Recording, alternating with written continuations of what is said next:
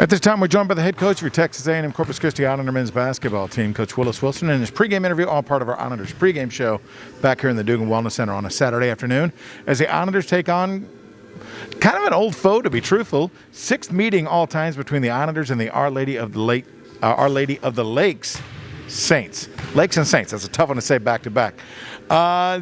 This is an interesting team because Our Lady of the Lake historically has always given us all kinds of problems. For one thing, they've always made it very challenging, but they're also coming off of a big victory, you know, as they knocked off Texas State already. And what have you learned about this team? Because it appears they're not like the old Our Lady of the Lake teams that put up triple-digit points.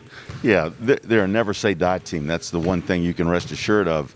The last couple outings, they've been behind and had some double-digit deficits, if not more. But they continue to come back. They're really relentless. That's a great quality. And so it is a great quality, and it's one of those things that we have to be aware of today, keep our foot on the gas, keep our focus where it needs to be so that we can execute and get the job done today. Would you expect one of those 115-113 match or 115-110 matchups? No, I not really probably don't. one of those? No, I really don't. I mean, that's kind of been the case in the past where they've been a precedent up and down team. This team's a little bit different. We've been good defensively. I think they're pretty good defensively. And when you look around the country, it's been amazing that there's been so many low-scoring games in college basketball so far to start this season. I don't really expect it to be a high-scoring game, but you know, we'll see what happens. You never know. Without a doubt. Let's talk a little bit about the guys here. Now, you're coming off of the game at Texas State, another one where, again, just within your grasp.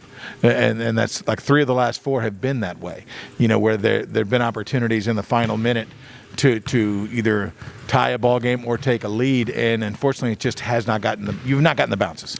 Yeah, and you know, good news and bad news. The good news is we are in the position to make the plays we need to make. In each one of those contests, we've had chances to pull the game out and win the game. Now, the bad news is we're just not making the plays. The other night against Texas State, breakaway foul, 2 free throws, and the ball back down 3. We don't get anything out of that. You know, that's an opportunity to get, you know, between 1 and 5 points, and we just don't get anything to close that that segment. It's kind of a big deal. We've got to come away with.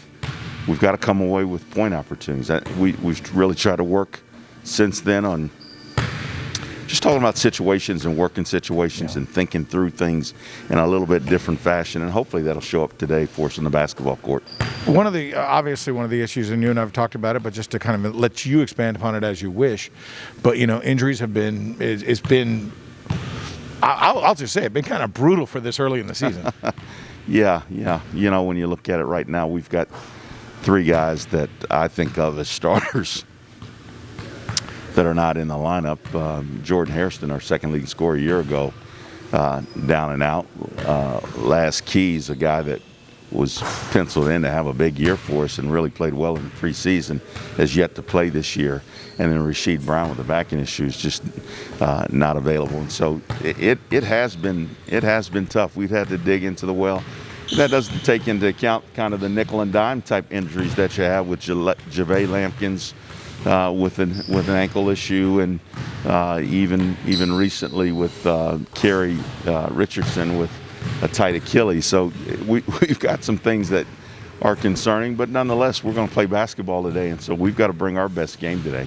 Without a doubt. One of the guys that's been healthy and his game is really starting to elevate is Nolan Bertain. Nolan Bertain got his first start of the season last game against Texas State and finished with a career-high 19 points and got you some of those threes that our team was known for last year.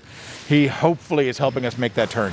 Yeah, I agree. I hope that he can continue on that path today. He's shown those signs in the last few basketball games, and he's worked his way into the situation, into the starting lineup, and he's coming through for us. And so I'm excited for Nolan. I do think shooting is contagious. So the more he can make shots, I think we'll start to see Miles Smith and some other guys come around, which we really need at this point. Without a doubt. Once again, we're in the Dugan Wellness Center today, a 2 o'clock start time. We wish everybody would come and join us if you can. Of course, you catch us right here on the Islanders Digital Network, powered by AP Texas. Coach, best of luck today. Thank you, Steve. Willis Wilson joining us once again in his Islanders pregame interview, all part of the Islanders pregame show I'm Stephen King. Stay with us. More to come on the Islanders Digital Network, powered by AP Texas.